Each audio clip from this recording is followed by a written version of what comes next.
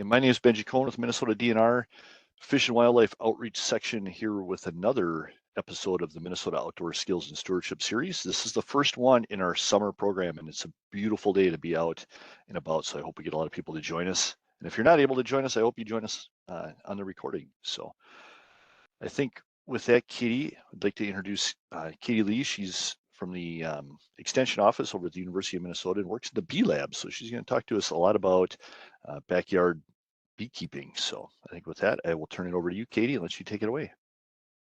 All right. Thank you so much for the introduction, and thank you so much for having me here. So my name is Katie Lee. I work for the University of Minnesota Extension. I'm the apiculture extension educator, which means I develop education for beekeepers.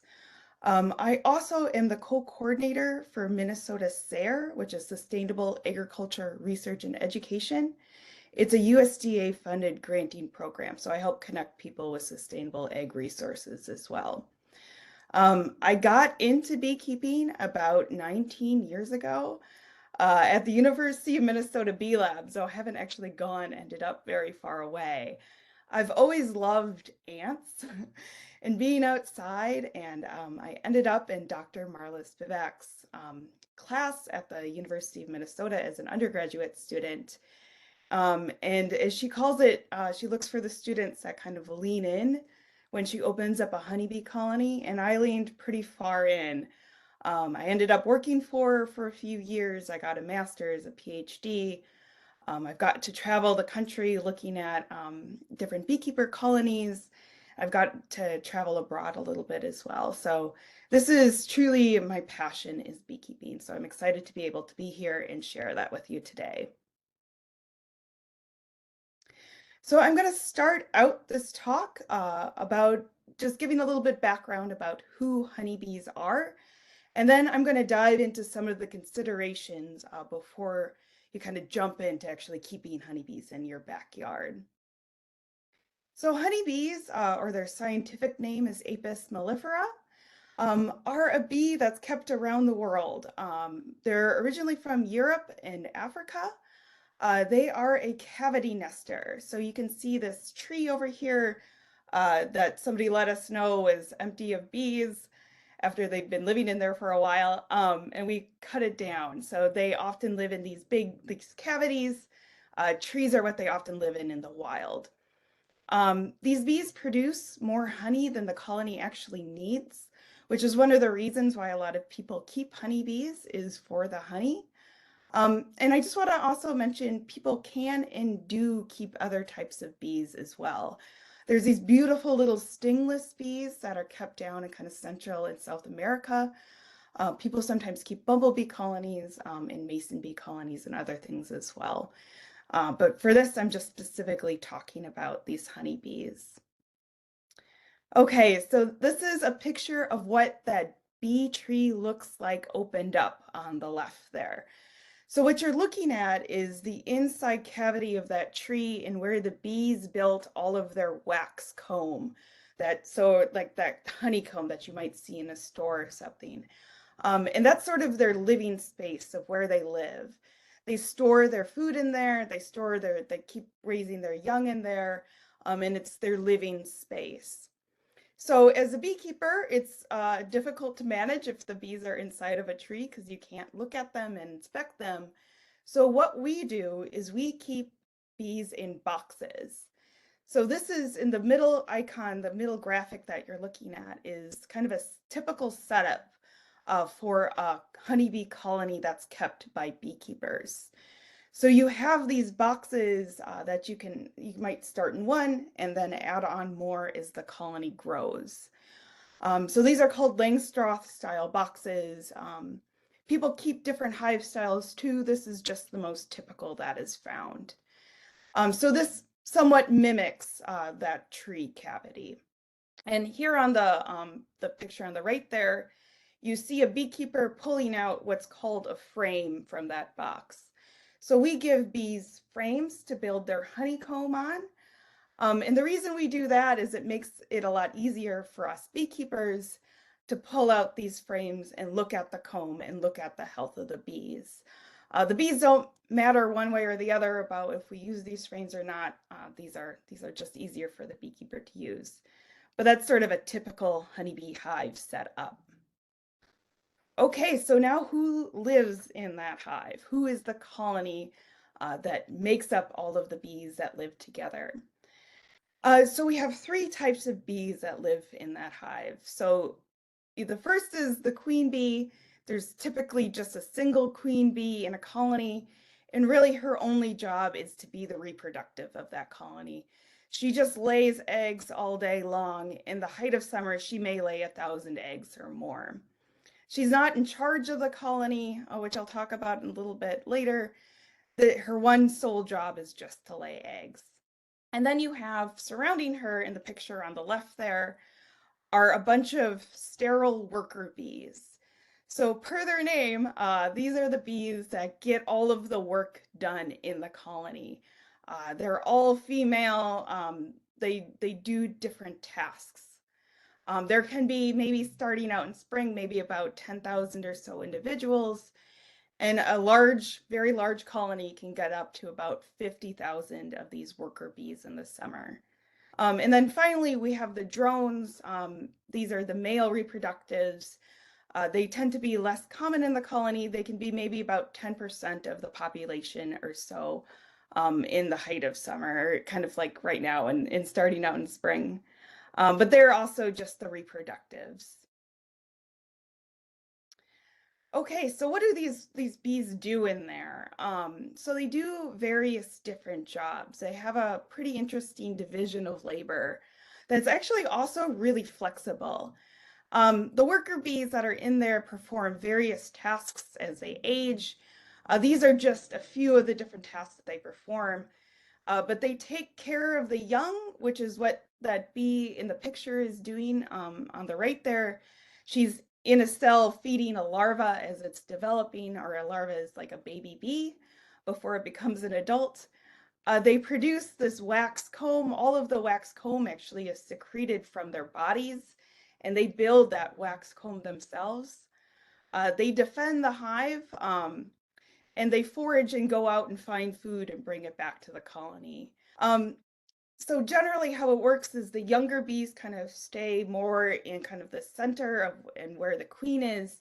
And as they age, they kind of do different tasks that's further away from where the queen is in raising brood. And they do the most dangerous ones like foraging or defending at kind of the end of their life. One of the really cool things about honeybee biology is that there is really no central authority, but they can tell if like a job is not being performed by enough bees, and they can actually shift what they're doing in order to kind of fill that role and make sure that colony stays functioning. But really, there is no single bee like the queen or something that tells the others what to do. They work together as this big collective to make this colony run. And just a little bit about bee nutrition. This is really where that pollination comes in. Um, and this is true for the vast majority of bees out there. They get their nutrition from two sources from flowers, although their food comes from flowers. They go to flowers to kind of suck up nectar with their straw-like tongues. And this nectar, the kind of liquid sugary syrup, um, is their carbohydrate source. So they use their tongue and suck that nectar up from flowers. They temporarily store it in their honey stomach, and then they bring it back to the colony and they put it into cells. So this is a picture. You can kind of see that shiny liquid in the one picture. That's nectar inside of those cells. And as they kind of dry that nectar out, so it's less than 18% moisture, that's when it turns into honey. And this honey is pretty shelf stable. It doesn't ferment, but it has to be relatively low moisture content. So that's their carbohydrate source. They get their proteins, their fats, their vitamins, their amino acids, their micronutrients, all of that good stuff from pollen from the flowers as well. So the bees will go out and go collect pollen. It'll get all over their bodies, and then they use their legs to groom themselves and then pack it on their back legs. you can kind of see in that one picture with the purple flower, there's a blue purple kind of teardrop on the back of her leg. That's pollen from a plant called Lacey Facilia. And then the Viking colored pollen, you can actually, that purple in there is also Lacey Facilia, and the different colors are from other flowers. So that's also where they get their nutrition. So honeybees really, their colony cycle is really based on the flowers that are out there on the environment. So in spring, when more things start to bloom, like starting out with things like willows, and then dandelions later on, and fruit trees and things, um, that colony really starts to grow, that queen starts laying more, and that colony really grows in population. Um, at kind of the height of summer is when a lot of the honey production happens and when the colony is largest. What you're looking at there is a frame that's totally full of, of honey that's ready to be extracted and put into jars. And then as kind of the summer progresses, there's fewer floral resources on the landscape, there's fewer flowers that they get for their food, and that queen stops laying eggs as much, and the colony prepares for winter. And the beekeepers take kind of more definitive steps to prepare their colony for winter as well.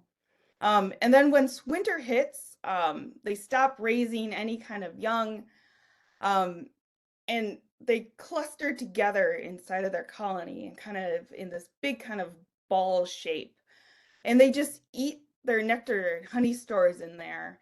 And they're even in February, they're able to keep it like at 92 degrees if they're raising young. Um, and they just shiver their flight muscles and kind of make this big cluster and keep the heat in order to keep themselves warm and even survive some of our worst winters. And then that process starts all over again. So I kind of hinted at this quite a bit, but honeybees are what we call superorganisms, as are bumblebees, ants, termites. And what this pretty much means is that you can think of like an individual honeybee on her own. She has, she can has her own respiratory system, she has her own circulatory system. She can live as an individual, but she just cannot live very long if she's out there on the landscape by herself.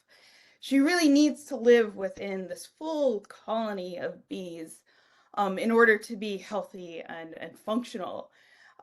They work together as a unit. So when I think about a honeybee colony, I almost never think about a single bee.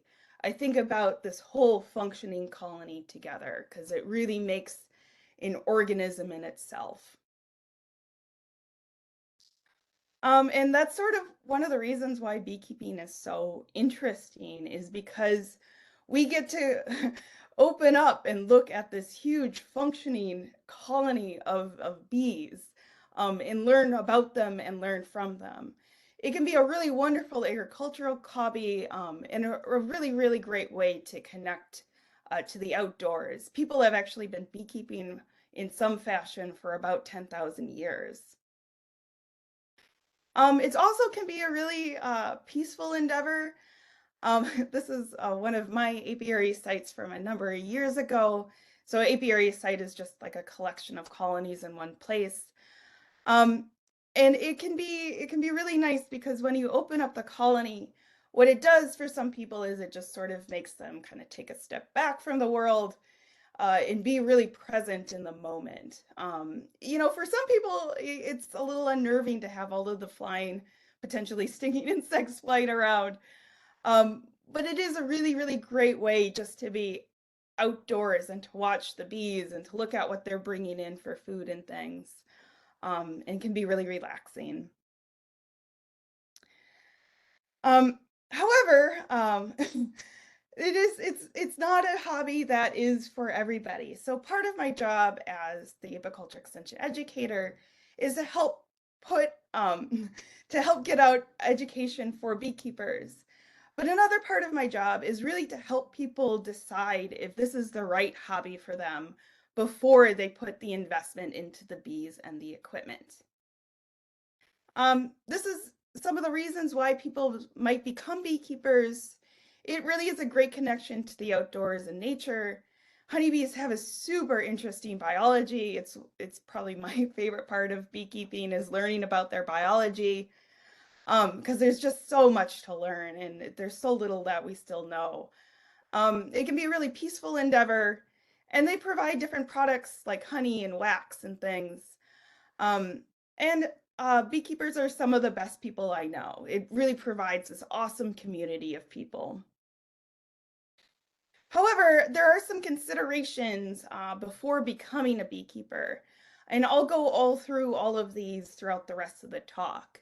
First off, beekeeping doesn't actually help the bee population or the health of honeybees or the overall bee population that we have. It does cost some significant money and time. At some point, if you're a beekeeper, you will get stung. It's it's quite heavy and sticky sometimes. And you really are committed to being there for the bees. They need things at certain times of year. They can function on their own in a lot of cases. But if you take them on as a beekeeper, they become your responsibility. And if you neglect them, they can get sick. It is hard and it requires a lot of effort and learning. So having a lot of curiosity and time can be important as well.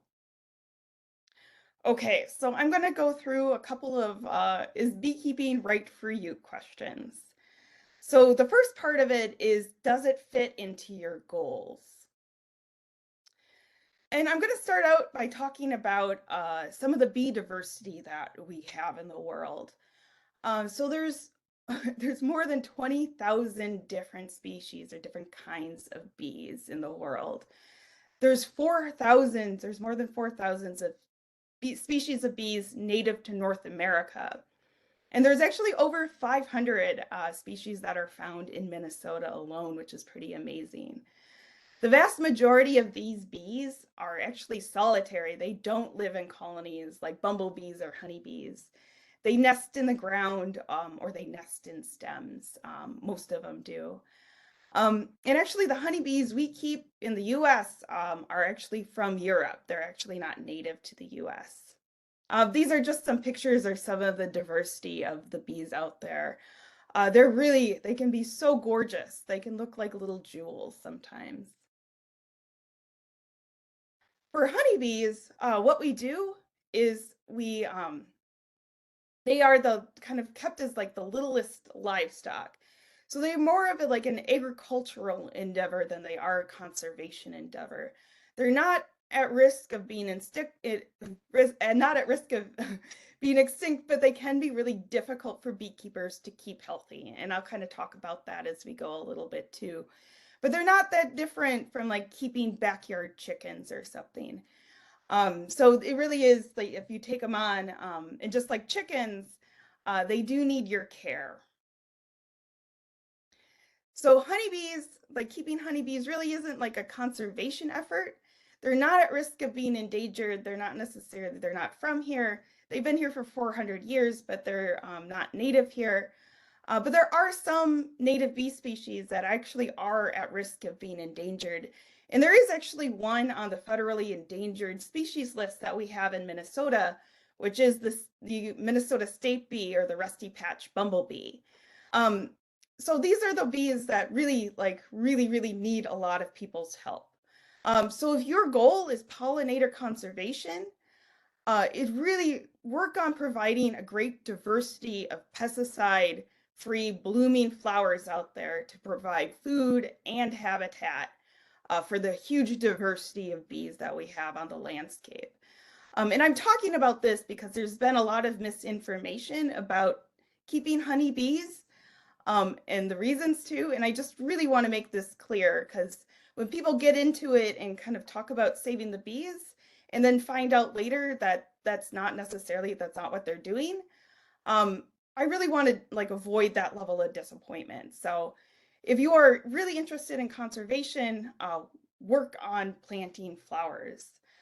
There's other also so there's if there's not enough floral resources on the landscape, if everyone's starved of floral resources, there can be both competition with honeybees and native bees and also honeybees and other honeybees too, if there's just not enough flowers out there. There's a little bit of evidence of pathogen transmission too, but that's some of that needs to be confirmed yet. But there's lots of reasons to really focus on planting flowers. So there's a huge diversity of flowers out there that you can plant in Minnesota. And a diversity of flowers, because these huge number of different pollinators have different needs, can support huge diversity of pollinators. So I like this picture because this really shows even how like a small space can have a lot of potential for pollinators. You can have, this kind of grassy lawn, which is also fine. I do what's right for you. But if you're into planting, then look at like the beauty of this person's lawn on the right there with all of the different colors and different flowers. Um, Nothing makes me happier, really. Um, put more flowers on the landscape. These are just a few of the different resources. All bees, all pollinators out there need a good and pesticide-free diet. Um, there's been some links that are being put in the chat. There's some great DNR webinars that are out there on creating communities with alternative lawns, and another one talking about native bees as well. This is actually my parents' front lawn, which I'm so proud of. I think it's just absolutely gorgeous. So, this is an action step that everybody can take.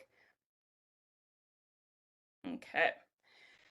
So moving on to some of the other considerations about if honeybees are right for you. Um, what does it take? And the first one I'm going to talk about is the time commitment. So as I showed before, the honeybee life cycle is pretty seasonal. So it's really kind of the spring, summer, and fall of the year when it's the active bee season, when the beekeeper really does their inspections and works on their bees. So this is kind of an approximate schedule. Sometimes things go better, sometimes they don't. But in general, this is kind of the amount of time to budget for.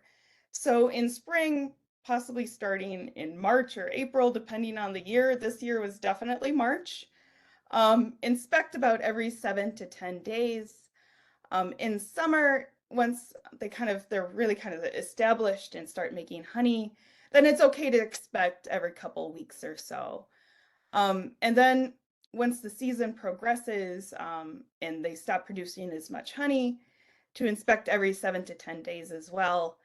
And then kind of like into the late fall, like end of October into November, is when people prepare their colonies for winter. And in general, we really don't like to open up the colonies if it's cold outside. So we generally leave the colony alone if it's below 50 degrees Fahrenheit. So it really is seasonal work. So if your summers are crazy, keep that in mind. So each time you go out and look at a honeybee colony, it can take as short as 5 minutes or sometimes as much as 30 or more. And this really just depends on experience level and what's going on in the colony. Sometimes it's very clear and sometimes it's a bit of a mystery. So it can take longer in the colonies where you have to kind of read more of the frames in order to suss out what's going on. Budget for about 2 hours or so every time you do an inspection to include both the amount of time that it takes for the inspection, but also the time that surrounds it. So there can be quite a bit of preparation of equipment and moving of equipment. And then also if your honeybees colonies aren't right where you live, to make sure you budget in that travel time as well, because that can also be significant depending on where they are. Okay, and the next one I'm going to talk about, the next consideration is the cost. So these are the upper end of the estimated cost for the first year of beekeeping. You can also get some of these for cheaper, but sometimes there's also things that you don't necessarily think about budgeting in. The following years can be less expensive because some of the stuff that you can reuse every single year. But in general, what you're looking at is purchasing kind of the general needs, the tools, your protective equipment, like a veil to protect yourself from stings. Some locations require a permit, and I put in club membership because it's a thing that we recommend every beekeeper does, if possible, is join a club. And then per colony needs. So this kind of lays out the boxes, how expensive that woodenware is, and all the frames that go inside. And it also costs something to purchase bees themselves. So you can buy essentially little colonies of bees and install them into your equipment. There's also some healthcare needs per colony, especially when they're just starting out. It's really important to make sure they have enough food. So you feed them a supplemental diet of something like a sugar syrup and an artificial pollen patty to help them grow. There's also some management things that you'll need as well. And then the honey harvesting extracting equipment. So if your bees make a lot of excess honey, what you'll want to do is extract that honey from the frames in order to put it into jars or buckets. And then either sell or give it away as gifts or something or eat it. And this one in particular, sometimes you can borrow extracting equipment and harvesting equipment from other people. But if you're looking to buy your own, that's sort of what the price line is. So it can be about $2,000 investment, so startup for the first year, which I think is a super important consideration when getting into it. You know, there is potential to sell items as well, but it can also take a while to get there because it can take a while for kind of your beekeeping skill to develop enough in order for the bees to produce excess honey and produce other products too. But some people, you know, sell honey. Hot honey has been everywhere now. People lease their bees out for pollination sometimes for things like apples. Other people sell beekeeping equipment or bees and queen bees as well. Just because it's a really common question, Minnesota beekeepers averaged about 58 pounds of honey per colony last year. But beekeepers sometimes either make very little or a lot more than that. So it can kind of depend on what your area is like and how your bees are doing. Okay, expectations. So one of the one of the big concerns for people is often getting stung. This is not like an aggression; it's a defensive behavior where the bees are defending their colony. Really, only the worker bees can sting. The males can't sting. The thing to note about this is that when you're stung as a beekeeper, and I use when instead of if because at some point you will be stung as a beekeeper. Remove the stinger as fast as possible to get as little amount of venom in your system. If you are at all worried about an allergy potential, consult with a medical doctor with any concerns. This is a picture of one bee stinging and then somebody's hand who's getting to be a bit swollen because they got stung in the hand. This is a localized reaction. This is normal. This is not like an allergy, but it can be pretty uncomfortable for a while. Another thing to note is that these boxes can be really heavy. This box that they're lifting in this picture can actually be 80 to 90 pounds if it's totally full of honey. So just take that as a note. A lot of beekeepers have bad backs, so if you do get into it, make sure that you take care of your back.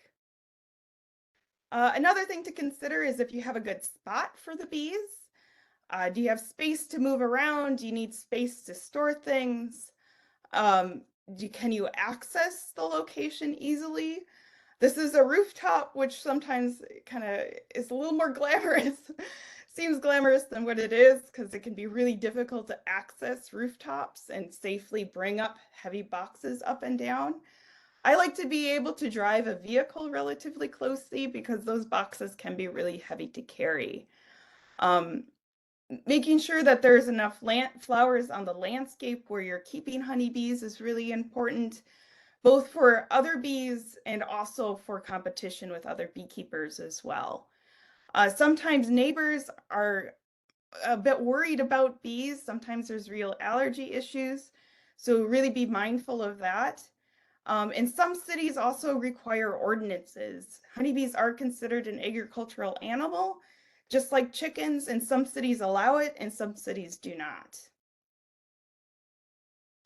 Um, Honeybees unfortunately get a parasitic mite called varroa mites, and they're basically in every single colony across the US, and they're the major killer of honeybee colonies.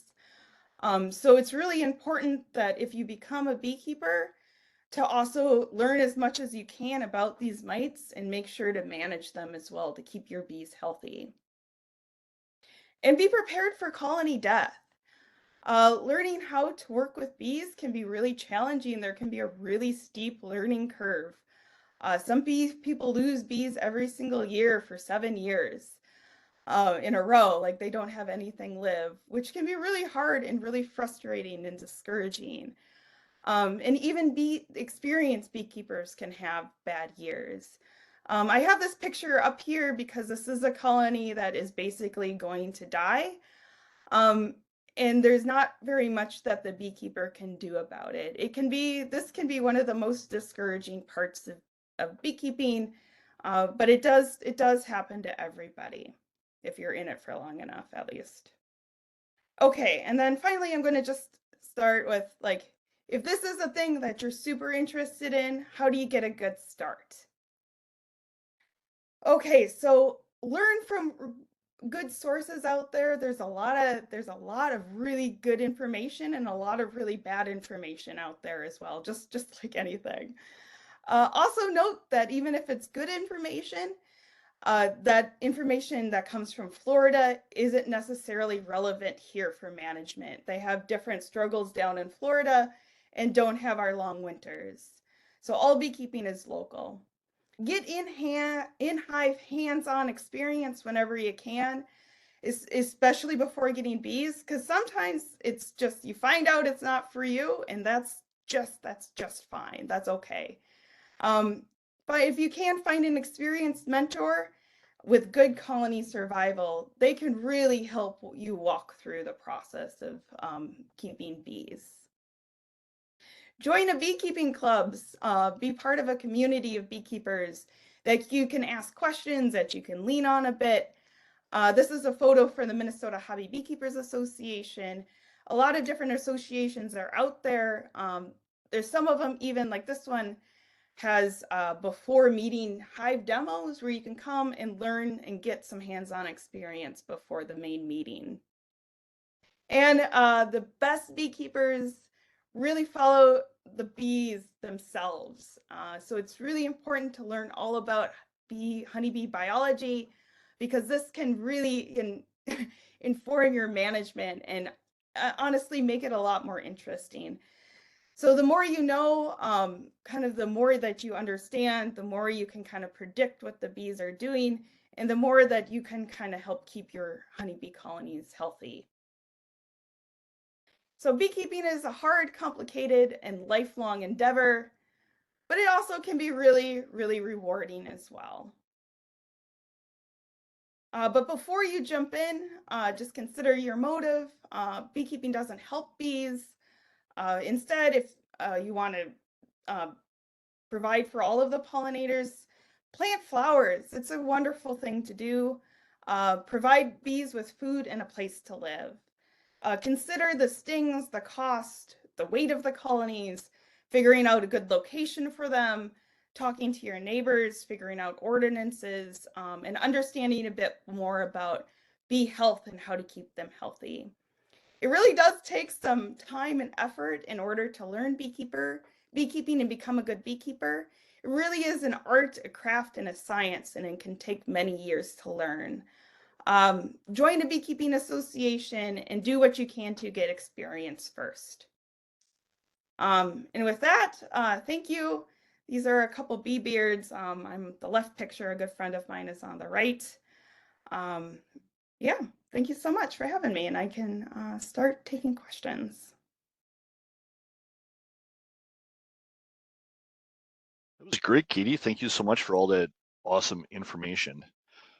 Um, I've never been a beekeeper, but I have friends that are beekeepers, so I've always been interested in bees for a long time, and it's incredibly fascinating. And had the opportunity a couple times to get in the suit and go up to beehives and open them up. And if you ever have that experience, it's cool. It's really cool. So let's jump into a couple of questions. We don't have a whole lot right now, but one of them from Mary. So if anybody does have questions, feel free to ask. Um, you touched on this a little bit, but how much competition is there between honeybees and the native species of bees for flowers and other things? You talked about that a little bit, but that seems to be a pretty big concern across the state. So, Yeah, a lot of the research is still ongoing for it. There's been a lot more papers that have been coming out about competition. But in general, if there's enough like flowers on the landscape and it's not overpopulated, then it tends to be less of a concern. But there's like a lot that we don't know, so we don't have great recommendations at this point. Um, yeah, so I wish I had more information about it, but yes. great. And I got I'm reading lots of stuff from Andy. Andy, thank you so much for joining us. Andy is our awesome bear biologist up in Grand Rapids area. Um, he wanted to point out one thing that should be mentioned is the risk of bears. They're more interested in the larva of the bees than they are the honey. So I'm putting a couple links into the chat for bear-wise and electric fence guidelines and stuff like that. So Andy, thank you for sending those. But do you want to speak to that a little bit of bear issues? Have you had bear issues in your hives?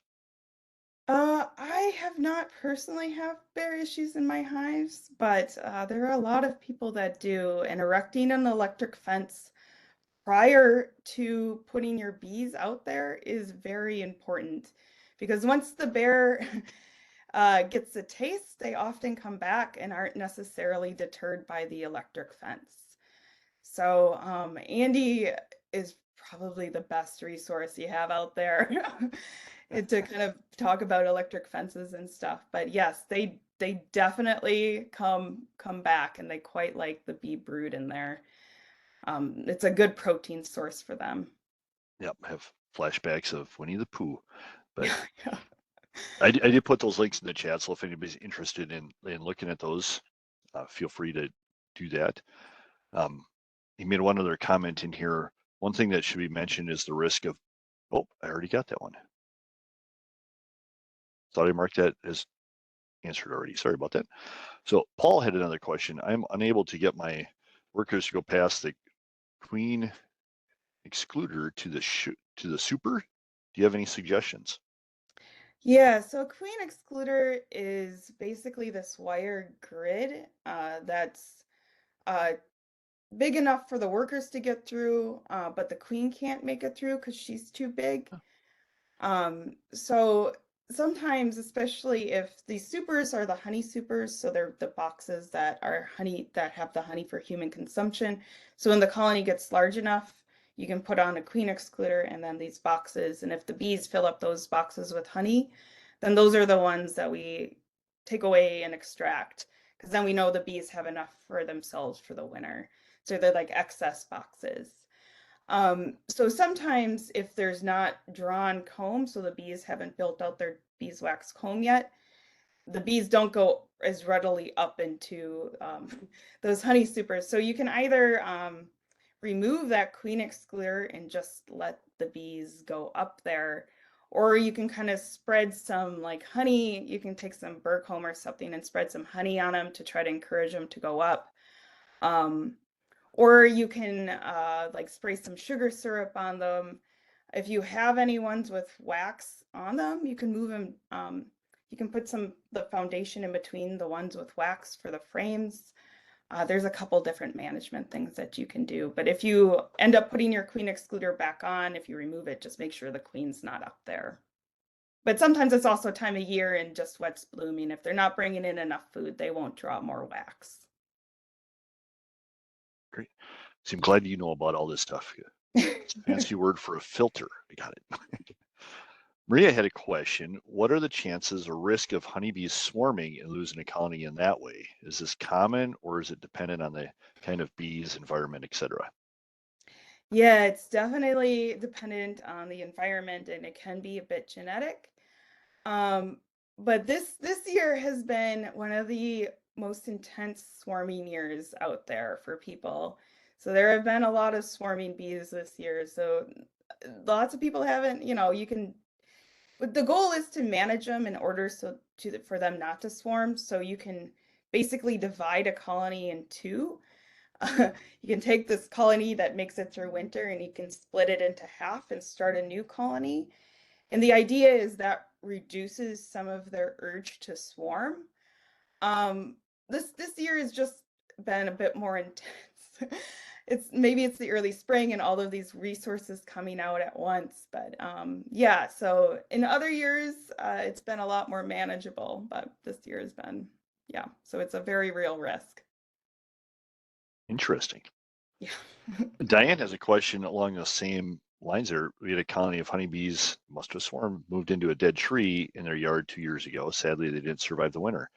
If another colony does move in, do you have any suggestions of what we can do to help them out? Not when they're in a tree. They just sort of do their own thing. They're really hard to manage when they're in a tree.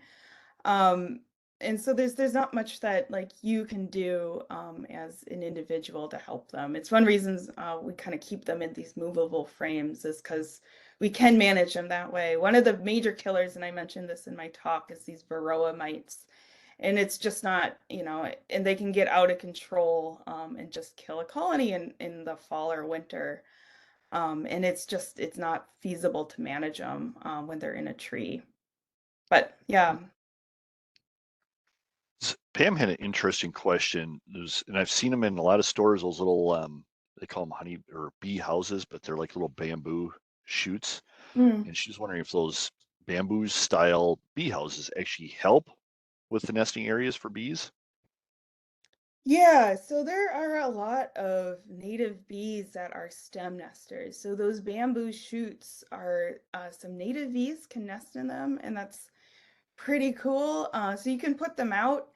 The major risk with those is that they can get some like disease and parasite issues. Um, and sometimes there can be a spider that makes their web over it. But so you kind of want to make sure that you're replacing them.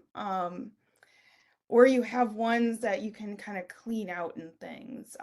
With some of the things, the Bee Lab has on the link that was shared, the How to Help All Bees, there's more information about providing for those stem nesters.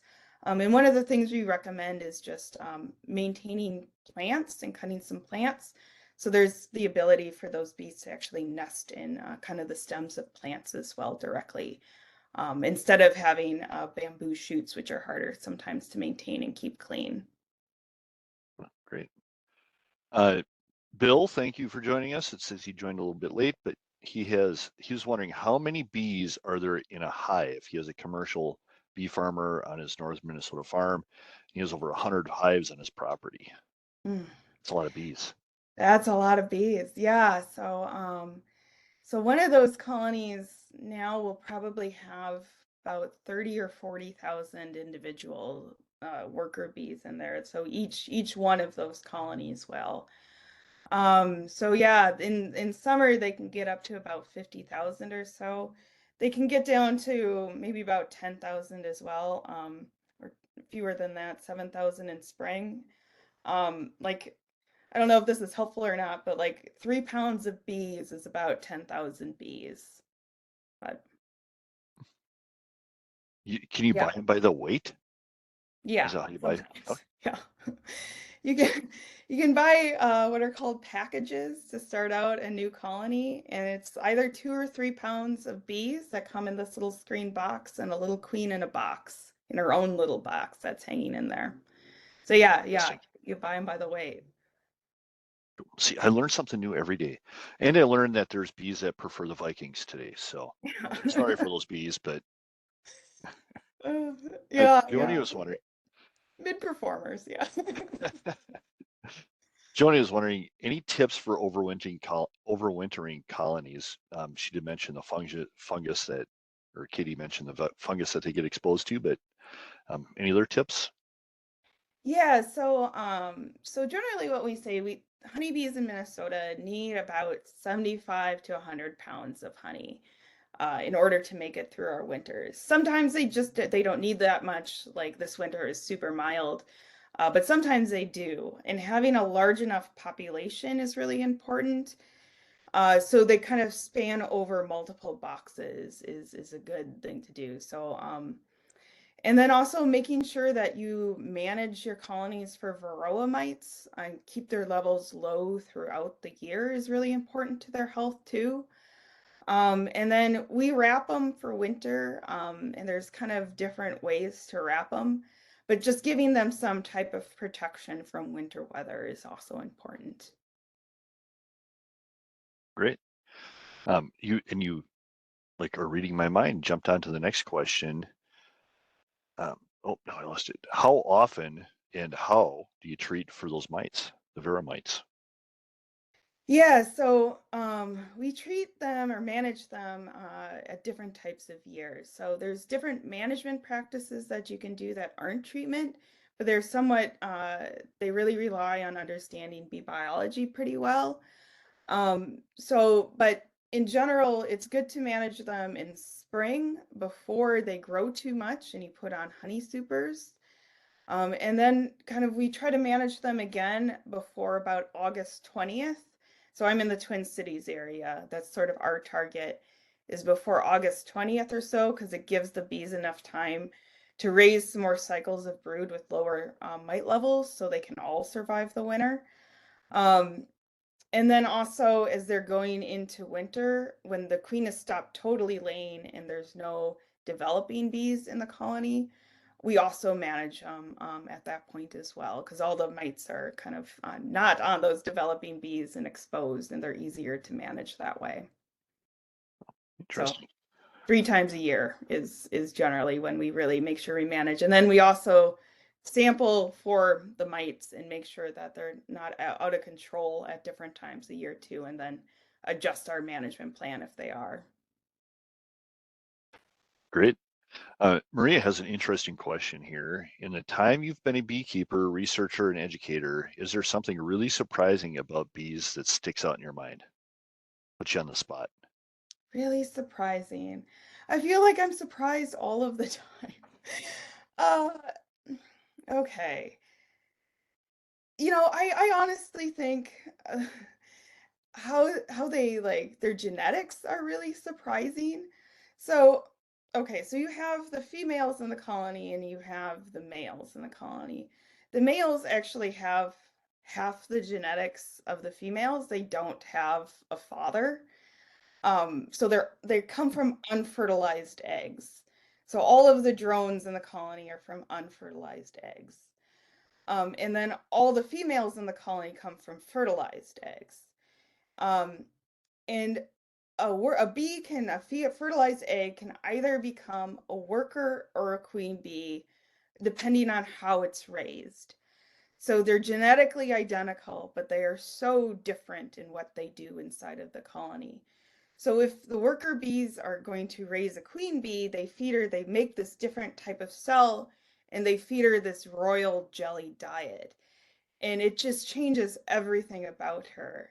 And I just think that's so amazing. And I also think it's incredible that we can, as beekeepers, raise queens and encourage colonies to raise extra queens by better understanding kind of that whole biology behind it and when the bees are ready to raise queens and when they're not. And you can take a little larva that would other be destined to become a worker bee and put it into a different kind of like queen cell, and the queens will raise it into a queen, or the worker bees will raise it into a queen instead. So I just think that whole kind of process is like always kind of surprising and really fascinating. It is super fascinating. So, Stephen had just a note here when selecting plants and flowers, try to choose the native plants, not the cultivators. We have a great webinar on that. Cassie put the link in the chat. I believe it was 1 65, if I remember right. Alternative lawns, tons of resources on there. So if you're planting flowers, check that out and you'll get some good resources on that. Another Veermite question, I think we answered that one. Paul, some providers of nukes, I think you said they're like small nesting boxes, NUC, are stating that their bees are bred as disease or mite resistance. Is this possible? Yeah, so it is possible. So honeybees have behaviors where they have what we call like a social immunity, where they're able to kind of take care of themselves a little bit more. So you have like an individual's immune system, but then the colony has behaviors where they can reduce the disease or mite burden in the colony, which is pretty incredible. So there's bees called hygienic bees, um, and they can do two different types of things. So a lot of the diseases affect the developing brood. And so hygienic bees are able, so brood is just a word that we use for the developing bees. It's the young bees before they become adults. So there's bees that detect that something is wrong with those developing bees and are able to kind of open and remove that developing bee that has the infection before it actually becomes infectious. So they're able to like lower the overall pathogen level in the colony that way, which is pretty amazing. And this is Dr. Marla Spivak, who's at the University of Minnesota Bee Lab, is known as the hygiene queen because this has been a line of bees that she's bred for a very long time, and then passed off to beekeepers. So it is, you can breed it in. And then they also kind of there's a varroa sensitive hygiene as well, where they're more in tune to that parasitic mite and are able to stop that parasitic mite from like reproducing on those younger bees as well. So you can get bees that have higher resistance to mites and diseases. Although I do just caution that also like just monitor it because the way honeybees mate, the queens mate with 10 to 20 males. And so it's just really hard to control the genetics of that colony and what you get down the line. So like if you're breeding cattle, like it's relatively straightforward, because there's just like one. But in bees, like the genetic diversity is really important for colony health, but it also makes the breeding programs really difficult to kind of like nail down a trait in a predictable way where the customer for sure gets a bee that's resistant. So hopefully that wasn't too much information, but It's fascinating. Um, David has a question here. Has there been any success at commercializing native bee colonies and harvesting honey from them? so there are commercial native bee colonies, but no other bees, with a little bit of a caveat with stingless bees. Um, no other bees produce honey quite like apis does, quite like honeybees do. So in other countries, they keep different species of honeybees. Like in Southeast Asia, there's Apis cerana, which is also can be commercialized and used. And then in kind of Central and South America, they have these like absolutely gorgeous stingless bees that they can get honey from, but they make these like you have to use like a pipetter. I've never done it or seen it, but the volume is quite different. But they're awesome. And then in the States, there's some mason bees that you can buy that are in those like bamboo kind of shoots.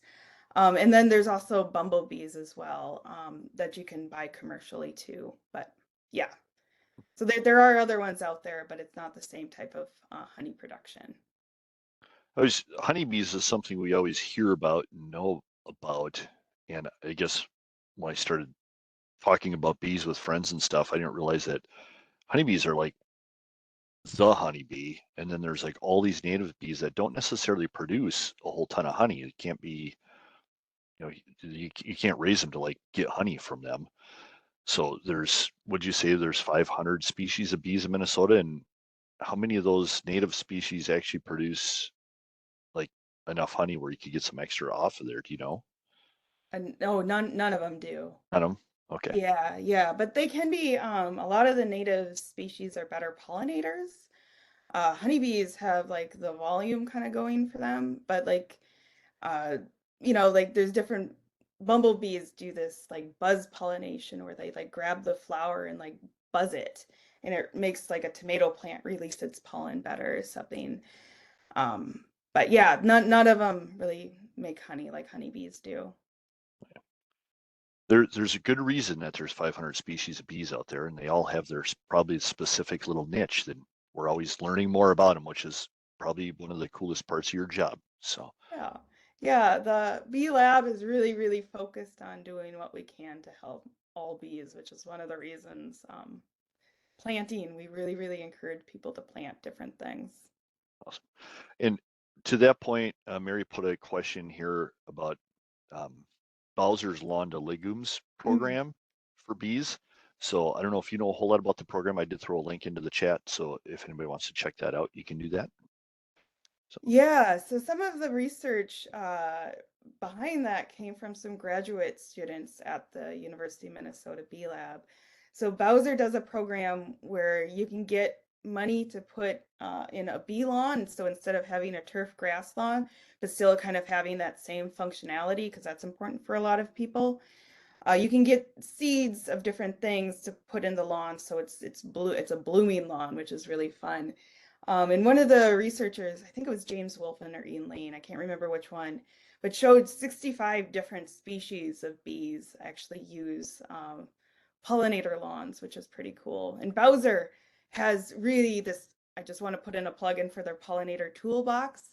If you're looking for resources, that is an amazing site to go for, and looking for different things to plant and things and how to do it. awesome. And we're just about out of time. Katie put one last question here. Thank you so much. Very informative. I think I'm convinced that I'm going to keep up my native pollinator garden and purchase honey from the neighborhood beekeeper. So Yeah. that's awesome. That's what I prefer to do too. So, oh, David just snuck one in here too. Years ago, we were warned about Africanized bees. Is that still an issue? So it kind of got blown up back then is like something that was inevitably coming up here and kind of taking over, but they really haven't expanded their range much further than where they're at now. They're all in the south. They can't survive our winters here, so they're really not a concern for Minnesota.